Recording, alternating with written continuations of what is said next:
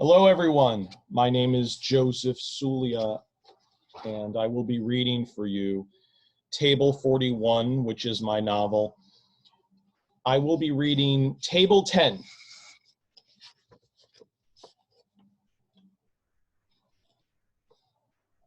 Table 10. He is fondling the steering wheel fondly as he is waiting for his wife to join him.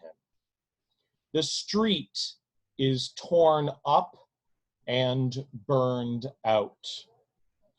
You are watching her as she is moving her legs. She is wearing purple high heels. She is smoking a slender cigarette as she is pacing back and forth. His neck skin is as loose as a turkey's wattles. He is a flabby, shabby-looking man with shaggy eyebrows. He is chewing a succulent wad of gum. He is wearing a purple silk vest.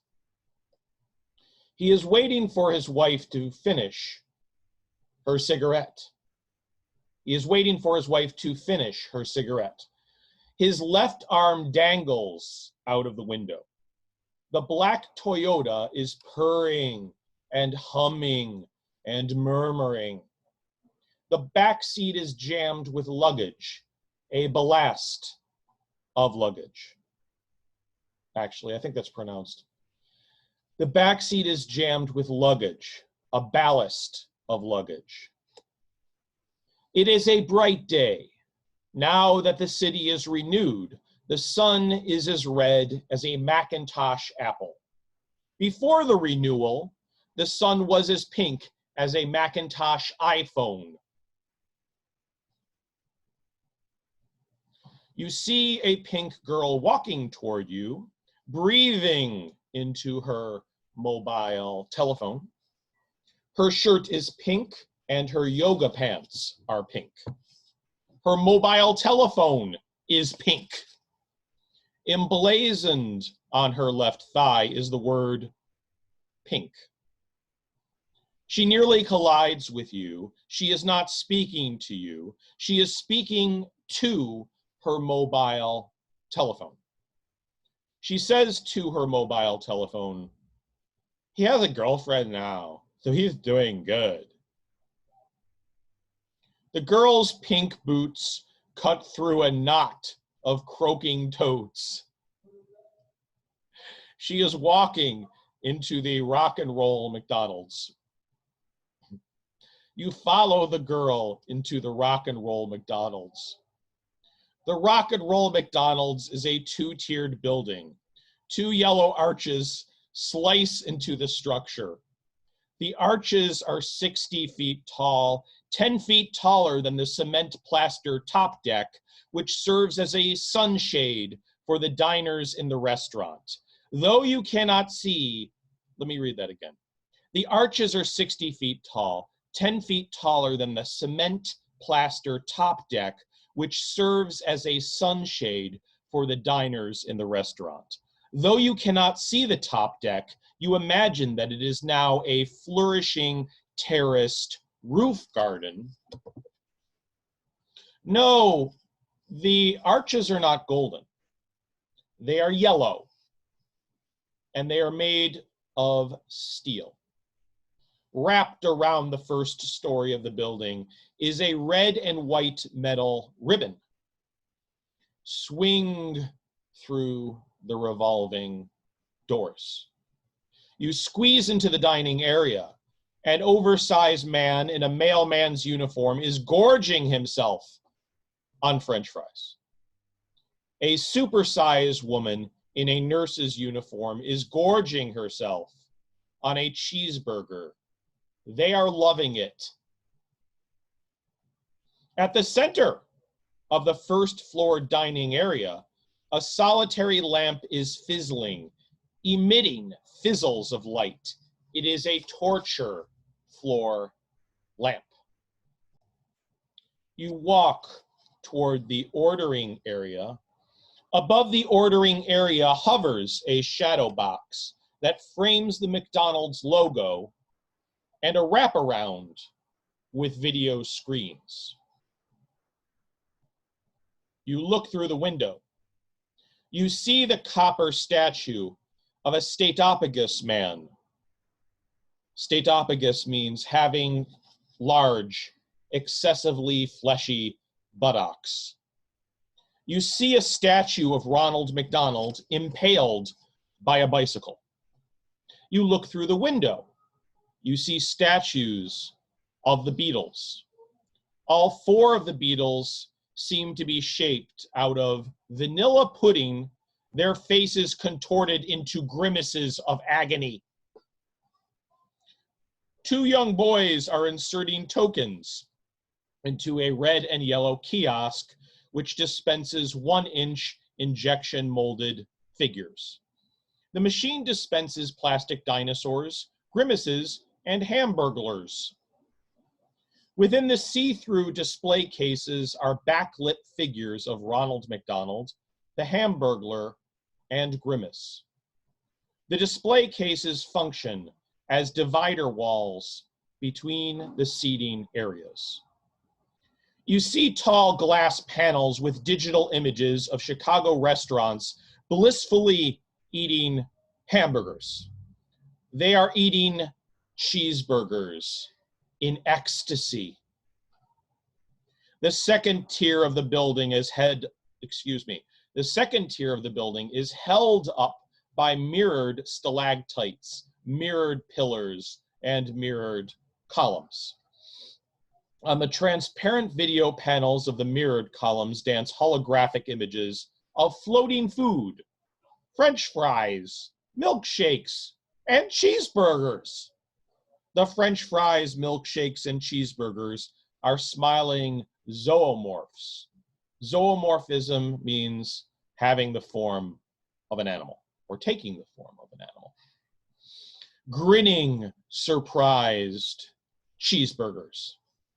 At the center of the building, there is an escalator and a de-escalator separated by a red and yellow staircase. A man in the bile-colored uniform of a railway conductor descends the staircase in search of his wife. The man has a wide and wild face. He calls for Nancy. His wife's name must be Nancy. As you ascend the escalator, you see a row of LED video screens. Filling each of the flat screens are a whimpering anchorman and a chyron that is declaring the end of the world.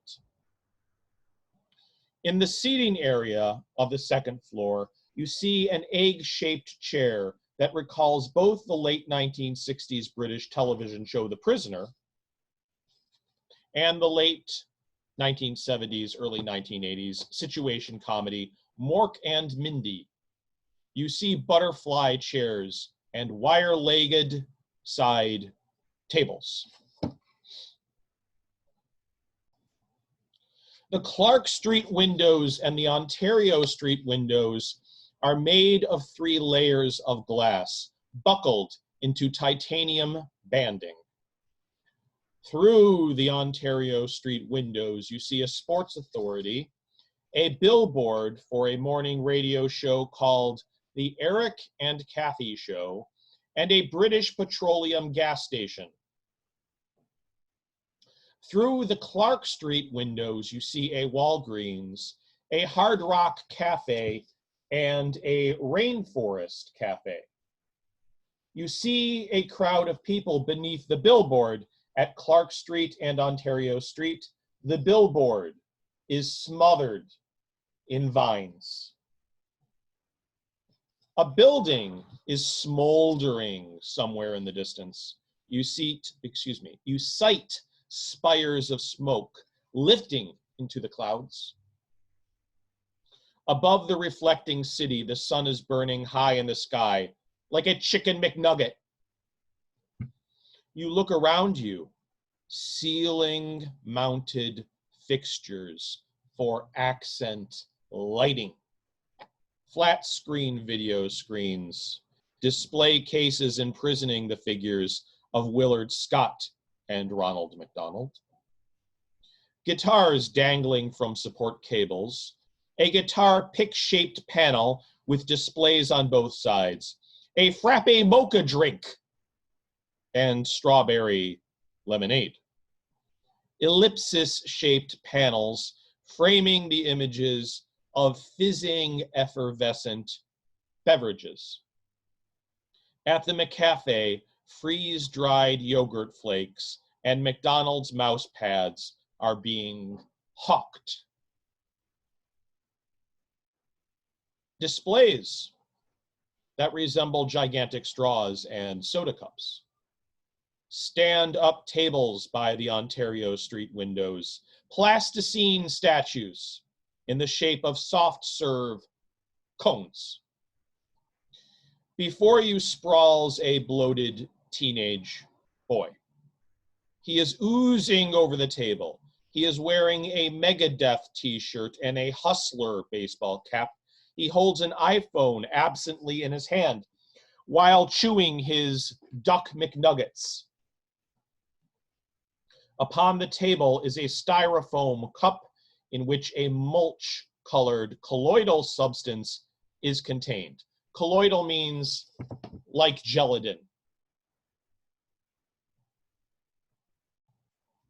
Leaning against the steel railing of the balustrade is a yellow-shirted and blue-toothed security guard. The security guard barks, clapping his hands. Time to go. Hip, hip. Come on. Time to go.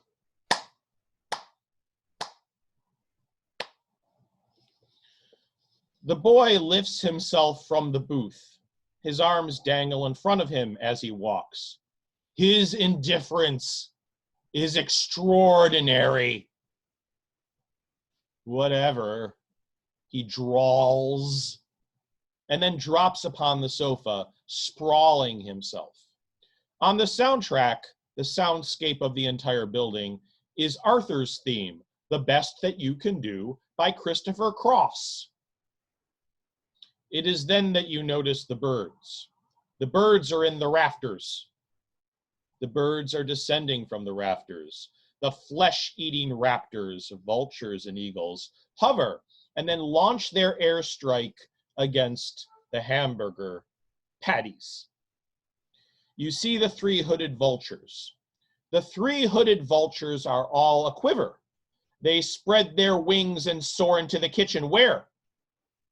In a flurry of brown wings and white plumage, they frenziedly strip the semi-frozen hamburger patties, ripping them into shreds. They are towering over the naked pink meat as if they were three old men in long brown coats and white pants, unswaddling naked pink babies. The caracaras, they too are drone striking the kitchen. They are tearing at the hamburger carry-on, pulling it apart with their talons and curved beaks. They are devouring the chicken carry-on, cannibalistic birds. The next thing you see is the northern red jungle fowl flying, no, floating, impossibly across the foyer. Ballistic basilisk. It too attacks the hamburger patties and the chicken patties. You see the golden eagle scratching the yellow wall with its talons, its massive pinions flurrying behind it, crazed wyvern. See the man with his digital video camera arching his back. The camera-holding man frames images of the gyring vultures and buzzards, the revolving serpivolants. Swarming vultures loft on the statues and throw out their wings. Insane cockatrices. A Big Mac is lying On the red and white tessellated flooring, the falcon descends on its quarry, hooking the Big Mac with its hooked beak, and then flies upward with deep, pulsing wing beats. You see boats and boats of Duck McNuggets scattered across the floor. See the Andean condors descend with unfolded wings onto the Duck McNuggets. They tear into strips the anatine flesh. The entire flock collapses into an orgy of pecking and pulling, tearing and ripping, lacerating and swallowing. The Andean contours are devouring the breaded top. The entire flock collapses into an orgy of pecking and pulling, tearing and ripping, lacerating and swallowing. The Andean condors are devouring the breaded duck pellets. On the tables, the crows. The crows pick up and pick at the pickles with their beaks, a whole mob of them picking up and picking at the pickles. They rattle and croak, the predatory corvids, ignoring you as you steer through the glistening black crowd. A corvid is a member of the crow family. The crows are devouring the pickles. They're loving it. There, a sexagenarian man in a muted blue business suit is grappling with a jungle rooster, a male red jungle fowl, but the bird seems more powerful than he and is beating its wings violently, rapidly, menacingly, refusing to submit to the predations and the depredations of the man in the muted blue business suit. The man in the muted blue business suit is unarmed, but the bird has pointed spurs and flesh-scratching claws. Beneath his muted blue trousers, the man is wearing a thong, which is exactly the color of the rooster's crown. Owls loft onto the video screens and befoul them, blasting them with their syrupy excrement. The owls have reason to be afraid. There is an anaconda in the Rock and Roll McDonalds. The anaconda will wrap its slow and heavy body around the slow owls, drowning the owls in its incalculable bulk. It will swallow the owls whole.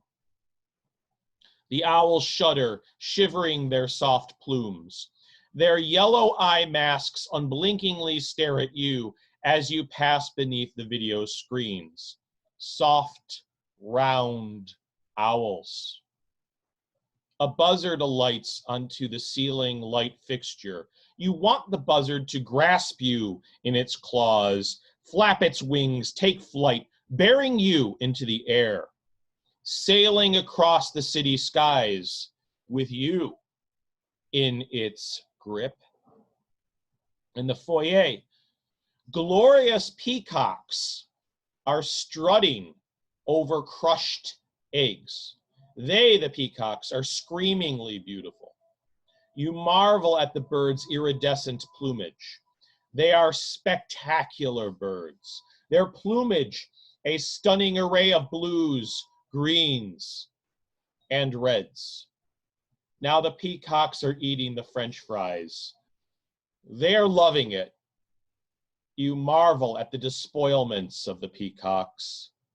The Rock and Roll McDonald's is a birdhouse, an insane aviary. Swooping down from its eyrie, the eagle owl spreads its wings wide and stretches open its curved talons. Its eyes are Halloween orange and blazing. The eagle owl is flying with its wings stretched and its claws open as red robins are wheeling through space. The eagle owl is attacking the egg McMuffins. See the Egyptian vulture. Nothing is more beautiful than the Egyptian vulture with its bright orange hooked bill, rapier claws, and white plumage. The Egyptian vulture pilfers the chicken sandwich from the table, picking and pecking at the chicken flesh with its beak. Rapacious, the Egyptian vulture feeds. Flying above you, the king vulture, with its flappy, blue, orange, yellow head and bespectacled eyes, fixes its hard stare on you.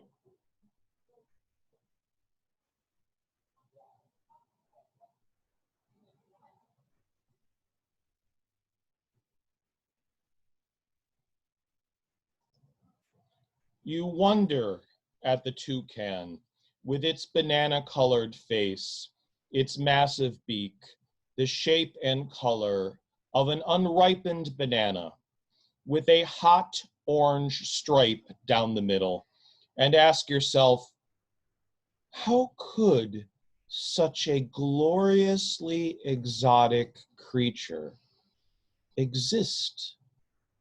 How could such incomprehensible beauty visit a city such as the one you called your own? A preening, self-cleaning spoonbill cleaves its feathers with its bill. With rapid pecks and plucks, the bird nibbles its lush, snowy plumage. Sensing your approach, it crawls gingerly along the transparent plastic balustrade. The woodpeckers chisel the bathroom doors with their chisel-shaped bills, pecking and plucking in stiff movement. Their stiff plumage unmoving as they peck and pluck. Their mechanical skills move forward and back, pecking and plucking. The hummingbirds are fluttering their wings at unimaginable speeds, floating before your astonished face. The birds are right in front of you. They float there before your eyes, and then suddenly transcend to impossible heights, spiraling upward to places that you cannot see. They hover in a horizontal formation, and then they suddenly disperse, flying backward, upward, downward, and diagonally at spectacular speeds. They hover, then upglide, downglide, sideglide, and backglide. Ravens are soaring on the updraft, moving vertically on the windy, air-conditioned current. A hawk trances before your face, its brown wings featherly flapping. Let me read that again. A hawk trances before your face, its brown wings featherly flapping, and then flies off. Bluebirds are fluttering up before you. They circle in the air, carving invisible arcs, revolving fan-like. They lift higher, as if suspended by invisible threads. It is then that you see the human beings, cowering and scared. Human beings are fearful of an animal backlash and retaliation and are hiding in the rock and roll McDonalds. A seagull glides beyond a beef-headed man who gapes stupidly at the seagull as it glides. See the tribe of renegade children giggling at the parrots. The parrots erupt into a crazed flight, liberated from their cages. The little girls titter as the parrots flitter. The tittering of the girls irritates you.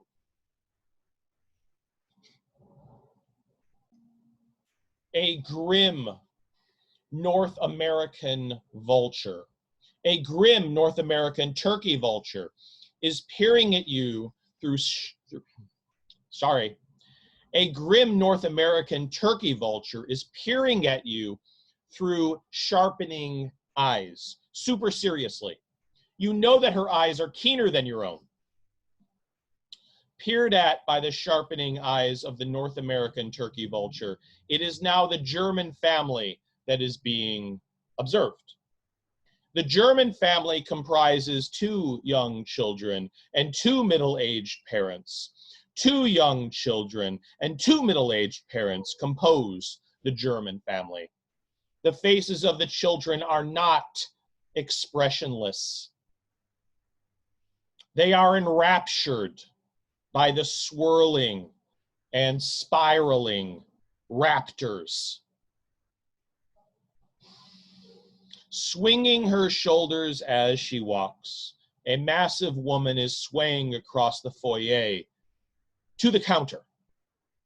A radio is strapped to her right shoulder. There is no one to take her order.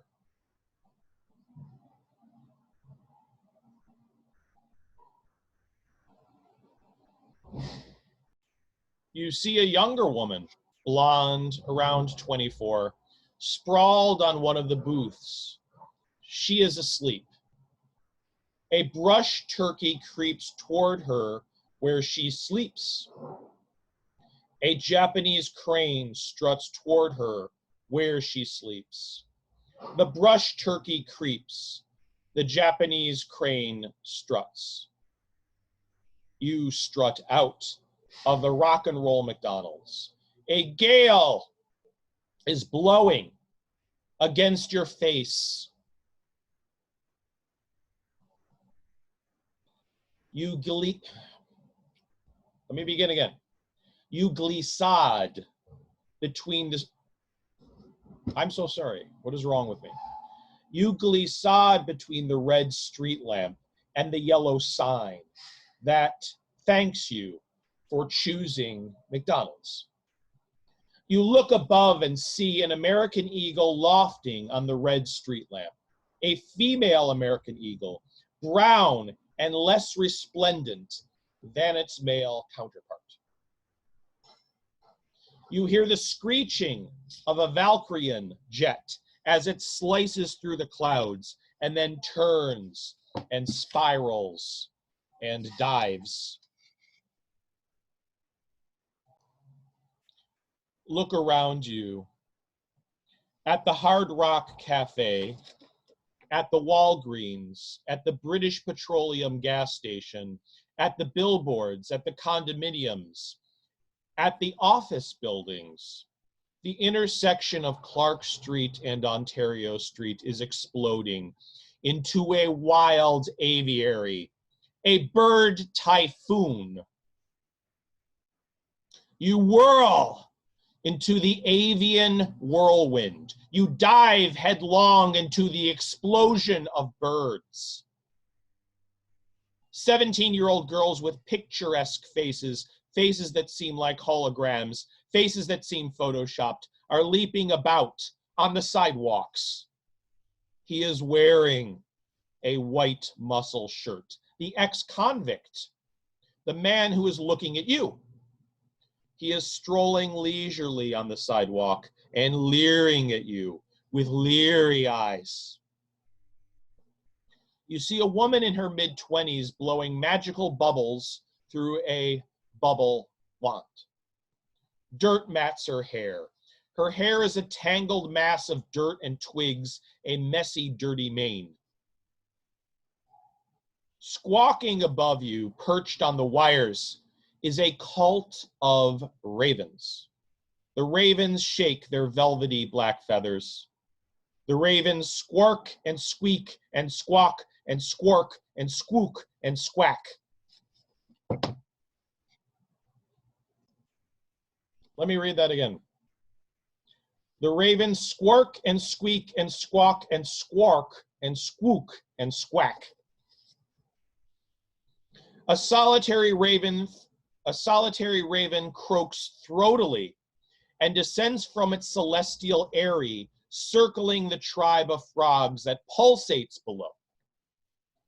The ravens are shattering across the sky, shattering into fragments of black, breaking apart into shards of black ice.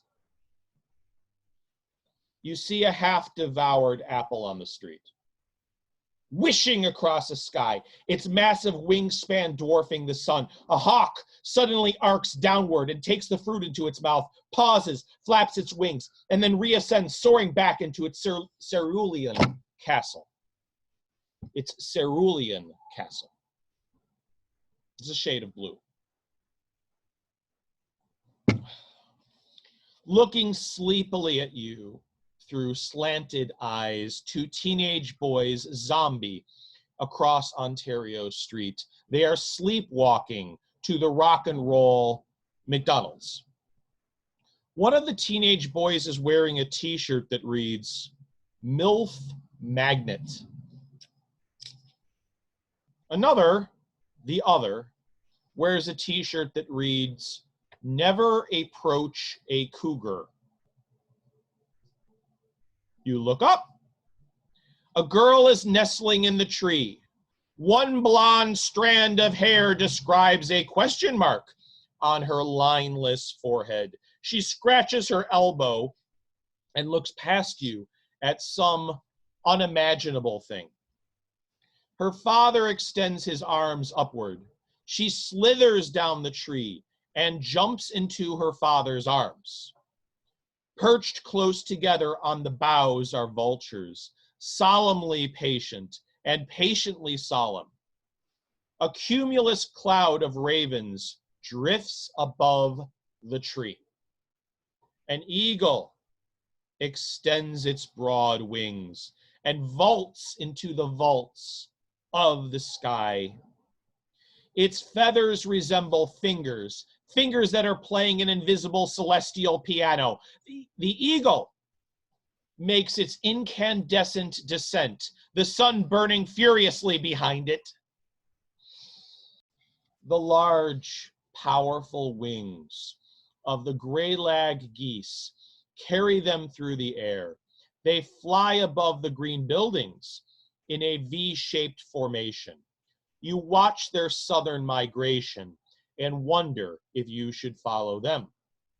The crows rustle their shimmering, metallic black plumage and release rumbling, grinding, clicking calls into the wind. A pack of human beings shuffles down the street to look for other human beings.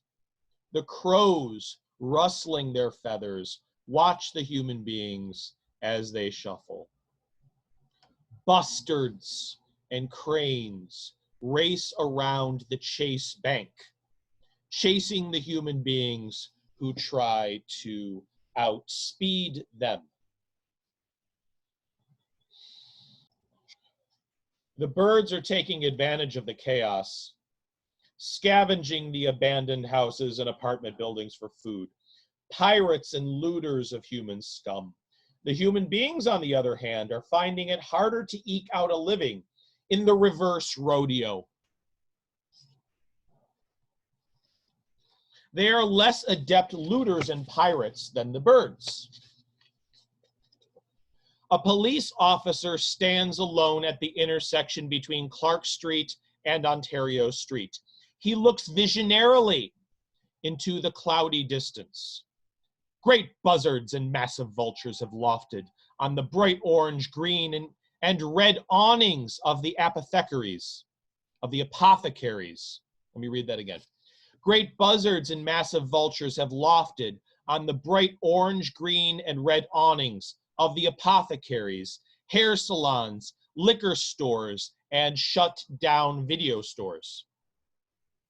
A pair of puffins shoots past you, and all you see is a haze of orange feet and bills, black wings and white underbellies. Crested wood partridges are delicately and ridiculously dancing on the ledges of the windows of the apartment buildings.